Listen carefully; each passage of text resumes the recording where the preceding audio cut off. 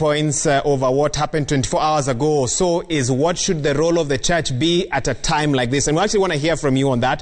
22422 is our SMS line. Hashtag is Monday Report. But let's immediately hear from Bishop Dr. David Oginde. He's the presiding bishop of Sitam and the chair of the Evangelical Alliance of Kenya, and we have him live. Bishop, thank you so much for speaking with us.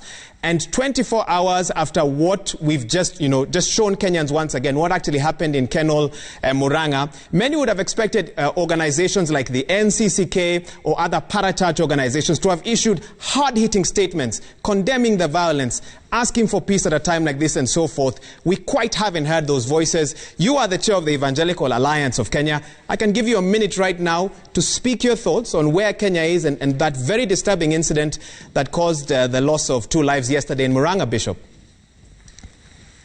Thank you very much. It is true that what happened in Muranga is absolutely disappointing and very, very sad indeed, because we are losing lives because of election that is still so very far away. Whereas you mentioned that maybe we had not spoken, we have spoken in other quarters, and our voice is that this is not acceptable.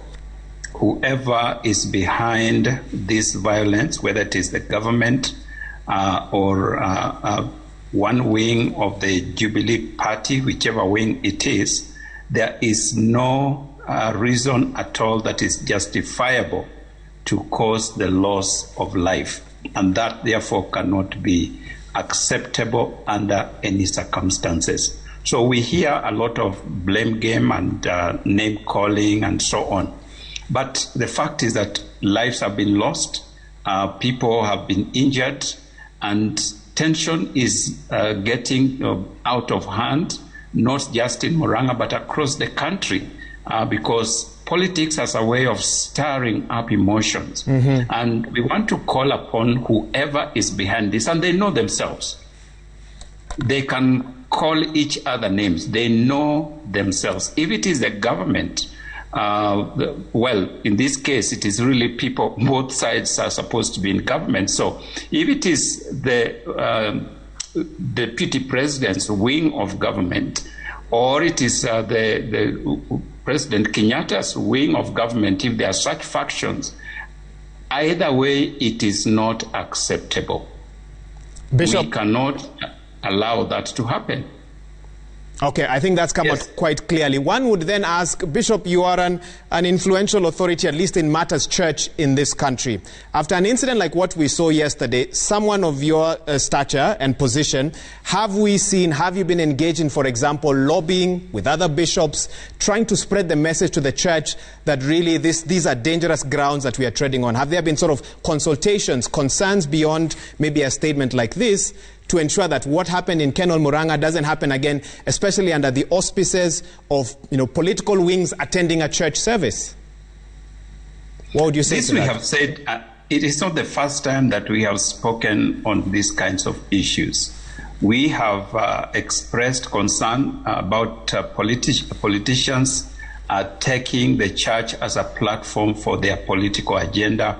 That is something we have spoken about. Just about, is it last week or the other week, we gave a memorandum to the president and we expressed our concern at the rising tension in the country due to political activities. And as a Christian community, in fact, this time it was not just Christians, but the whole religious community came out very strongly and called on the president to help bring some sense of sanity within the country, especially when it comes to political rhetoric that could plunge this nation into chaos.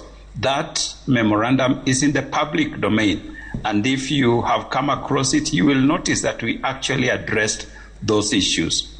We did not expect that this would be taken to where it has got this far. And that's why we want to speak very categorically that under no circumstances should the blood of Kenyans be used again almost 60 years after we had our independence.